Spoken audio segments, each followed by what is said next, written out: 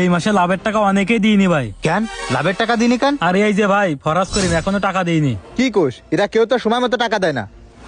কিরে মইনুল, চলে আসলি? সবাইরে কি দাওয়াত দেওয়া শেষ? হ্যাঁ ভাই, দাওয়াত তো দিছি, কিন্তু আপনার দাওয়াত কেউ গ্রহণ করতেছে না। কেন দাওয়াত গ্রহণ করবে না কেন? বিভিন্ন জনে বিভিন্ন রকম কথাবার্তা করছে। গ্রামের সবাই করছে আপনার নাকি মসজিদে ইফতার দেওয়া হারাম। হারাম মানে? ভাই, হারাম মানে এই কথার উত্তর আমি তো আপনার মুখের উপর দিতে পারবো না। আমি কতজনের নাম কব, সবাই করছে আপনার মতো মানুষের ইফতার নাকি কেউ আসবে না। কি এত বড় কথা? আমার মতো মানুষটা নিয়ে এত সমালোচনা?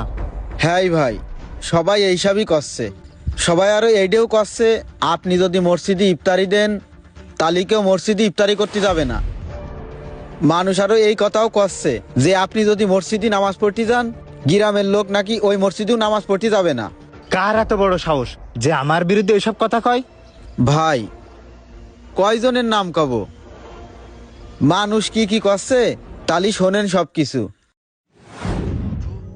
নামাজ কালাম ছাড়া সাথে কিন্তু কিছুই যাবে না। রোজা রমজান মাস 5 ওয়াক্ত নামাজ ও কালাম ভাই, পড়তে হবে। আসসালামু আলাইকুম। ওয়ালাইকুম আসসালাম। কিরে মইনুল, হঠাৎ করে আমাদের এই পাড়ায়? ভাই, মসজিদে একটা ইফতারির ব্যবস্থা আছে, তাই গ্রামে সবাইরে দাওয়াত দিয়ে বেড়াচ্ছি। যাক আলহামদুলিল্লাহ, এটা তো খুব ভালো কাজ। তা ইফতারটা দিচ্ছে কিনা ভাই? ওই মোল্লা বাড়ির ফারুক মোল্লার ছেলে আলামিন ভাই আছে না, ওই আলামিন ভাই ইফতারের আয়োজন করেছে।